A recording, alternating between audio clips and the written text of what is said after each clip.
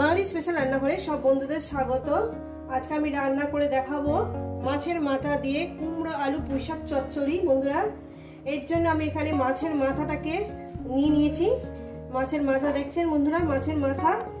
আর এখানে আছে আপনার পুঁইশাক। পুঁইশাকটাকে পাতাগুলো আমি আলাদা করে নিয়েছি। আর নিয়েছি কাঁচা লঙ্কা। আর এখানে আছে আপনার ওই যে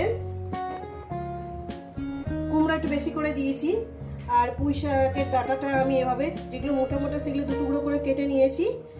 আর আর যেগুলো তার থেকে একটু সরু এগুলো চেলা করে নিয়েছি। নিচে বেশি করে একটু কুমড়ো একটু মিষ্টি মিষ্টি হওয়ার জন্য আলু আর পুঁই শাকের ডাঁটা।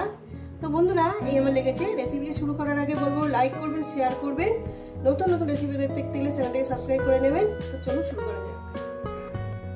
তো বন্ধুরা, আমি গ্যাস ধরিয়ে দিয়েছি, কড়া আমি বসিয়ে দিয়েছি। কড়াটা আমার গরম হবে। কড়াটা আমার গরম হয়ে গেছে বন্ধুরা। দিয়ে দেবো এখানে তেল। তো বন্ধুরা, তেলটা আমার গরম হয়ে গেছে। দেখুন, তেলটা গরম হয়ে গেছে। এবার কি করবো, মাছের মাথাগুলো আমি এক এক করে দিয়ে দেবো।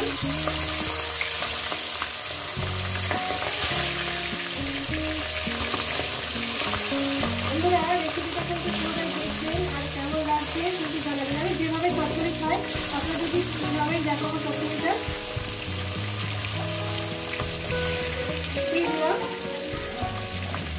দিয়ে মাছের মাথাগুলো সুন্দর করে একটু লাল লাল করে ভেজে নেব।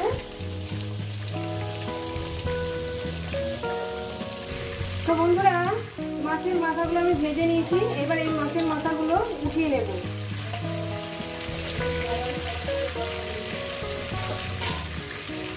মাছের মাথাগুলো বন্ধুরা তুলে নিয়েছি। এরপর দিয়ে দেবো এক এক করে ফোড়নগুলো। এখানে আমি শুকনো লঙ্কা 3-4টে একটু ফোড়ন দিয়ে দিলাম, ভেঙে দিচ্ছি, মানে একটু টুকরো করে। শুকনো লঙ্কা ফোড়ন দেওয়ার পর আমি এখানে একটা ছোট সাইজ একটা বড় সাইজ টুকরো করে দিলাম। এরপর দিয়ে দেবো 5 ফোড়ন। আমি যে কোনো চচ্চড়িতে 5 ফোড়ন ব্যবহার করি। 5 ফোড়নের ফ্লেভারটা খুবই ভালো আসে। দিয়ে দিলাম, কয়েক সেকেন্ড একটু ভেজে নেব। কয়েক সেকেন্ড একটু ভেজে নেব। তো বন্ধুরা, এরপর দিয়ে দেবো আমি সবচেয়ে চচ্চড়ি সুন্দর রহস্য হচ্ছে আপনারা পুঁইশাকে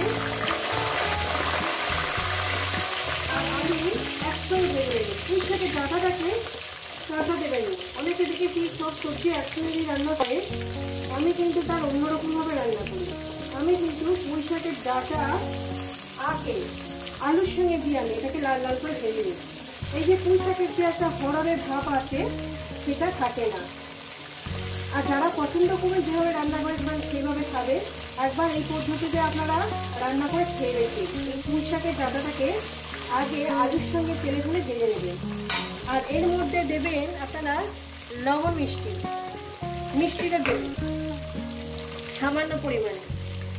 আর লবণ দিয়ে দিলাম পরিমাণ মতো লবণে। আমি ভাজার আলু আর ডাঁটার পরিমাণে দিলাম। আর এরপর দিয়ে দেবো একটু চিনি, অল্প করে। বন্ধুরা, অল্প করে চিনি, দেখেন আমি হাতেই দিচ্ছি, অল্প করে চিনি, মানে 1/2 চামচের মতো দিয়ে এটাকে আমি মিনিমাম সুন্দর করে 5 মিনিট আমি ধরে ভাজবো। 5 মিনিট মিডিয়াম গ্যাসে। দেখতেই পাবেন আমি কিভাবে রান্নাটা করছি। এইভাবে রান্না করবেন, খেয়ে দেখবেন কেমন লাগে। আর এই ভাজার সঙ্গে দিয়ে দেবো সামান্য পরিমাণে একটু হলুদ। সামান্য পরিমাণে একটু হলুদ দিয়ে দেবেন যাতে দেখতে সুন্দর হয়, দেখতে ভালো লাগবে।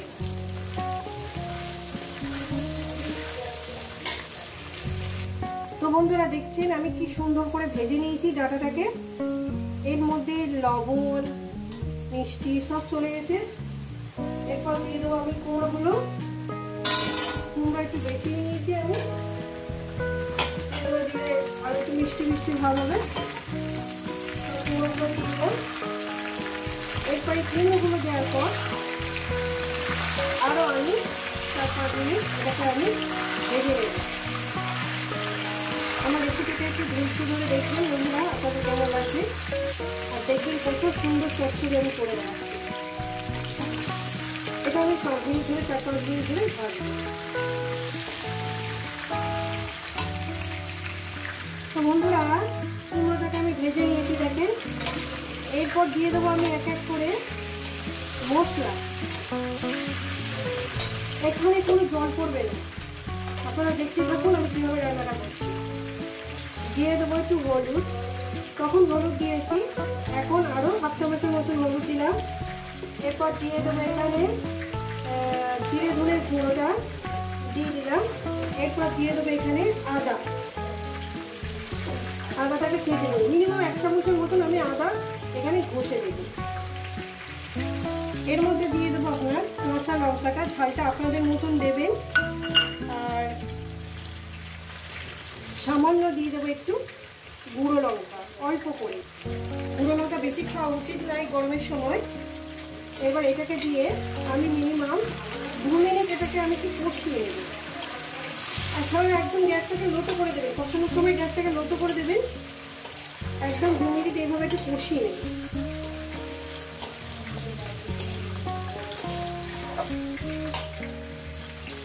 দিয়ে দেবো লবণ, পরিমাণ মতন লবণটা আমি দিয়ে দিচ্ছি বন্ধুরা। দিয়ে দেবো মিষ্টি,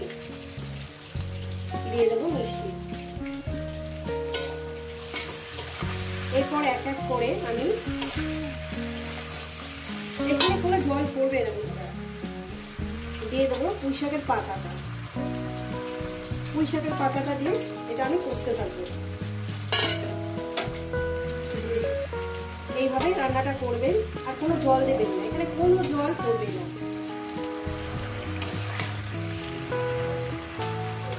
এইভাবে রান্না করে খেয়ে দেখবেন মুখে লেগে থাকবে, সত্যিকারের কথা। বন্ধুরা সবজিটাকে একটু মজার জন্য আমি এখানে একটু চাপা দিয়ে দিয়েছি। তো বন্ধুরা দেখছেন আমার সবজিটা কত নেমে এসছে। এরপর দিয়ে দেবো আমি মাছের মাথাগুলো দিয়ে এবার আমি এই চচ্চড়িটা এইভাবেই রান্না করতে থাকবো। মিনিমাম এটা চচ্চড়িটা করতে আরো 10-12 মিনিট লাগবে।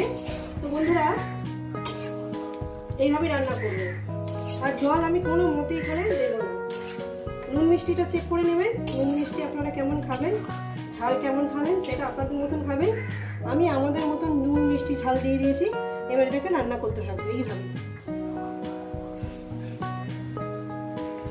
তো বন্ধুরা দেখতেই পাচ্ছেন আমি চচ্চড়িটা কিভাবে রান্না করছি। সত্যিকারের বন্ধু, দেখতেও সুন্দর, বিশ্বাস করেন খেতেও সুন্দর। এইভাবে যদি রান্না করে খেয়ে থাকেন অবশ্যই কিন্তু জানাবেন। আর যারা যারা খাননি তারা এইভাবে কিন্তু বানিয়ে খাবেন, কোনো জল দেবেন না। চচ্চড়ির যে রসটা আছে তার মধ্যেই মজবে। তো বন্ধুরা একদম পারফেক্ট ভাবে চচ্চড়িটা আমি করে নিয়েছি। দেখুন সবকিছু আমার সিদ্ধ হয়ে গেছে, দারুণ হয়েছে, নুন মিষ্টি সবকিছু আমার ঠিক আছে। এবার এই চচ্চড়িটাকে আমি নামিয়ে দেখাচ্ছি। আমি কিন্তু মাছের মাথাগুলো ভেঙে দিয়ে, এই যে মাছের মাথাটুকু চারটুকরো করা আছে, এইভাবে আমি রান্নাটা করেছি।